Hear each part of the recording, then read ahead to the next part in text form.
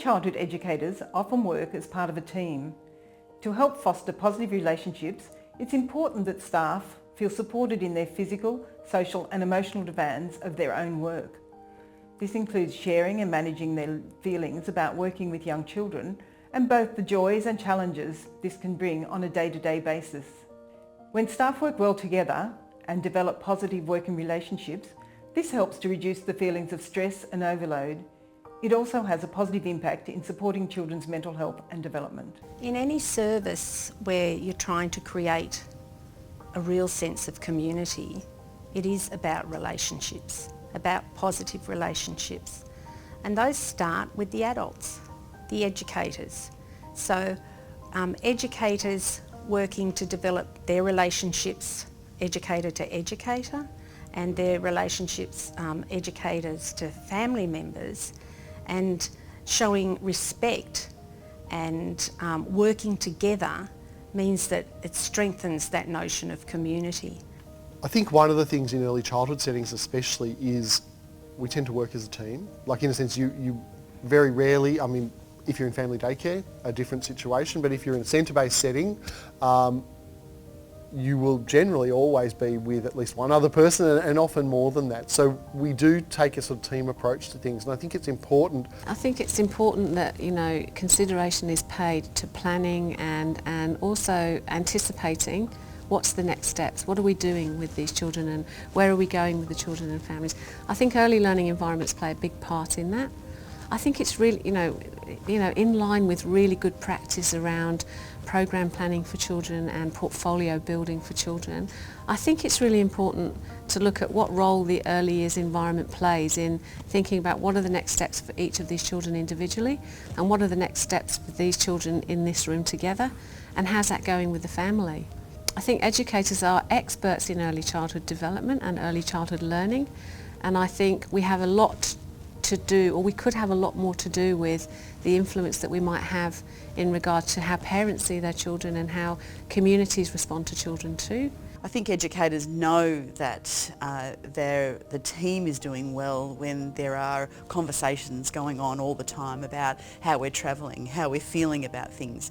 One of the things we do ask early childhood educators to do in the context of quality practice is to be reflective, is to take time to talk to each other about how we are travelling as educators. So it is an opportunity, if you like, to reflect on your own sense of how you are with children and families, but also how the opportunities that you have with families, the encounters that you have on a regular basis affect your own sense of yourself. In a service that values relationships, you see people working together in a way that they show they're happy. An educator told me recently that, you know, she's happy if her colleagues are happy and the kids are happy, and that happens in a lot of ways, and it doesn't always look like the smiling faces. It's about having the opportunity to do things that you like to do, that there's flexibility around what happens in this space and this place, so that everyone feels that at any given time they're part of this bigger picture. The other things that you see are conversations that aren't short, conversations that are respectful and are part of what's going on in this place for these children and these adults at this particular time. And dealing with a child who, because of a mental health problem or some other problem, is displaying very challenging behaviours, with all the best will in the world on our part, is still a really draining thing to do. And so I think that sense of being able to, firstly, almost just have someone you can debrief with, and often that's best if that's a colleague who kind of understands the situation.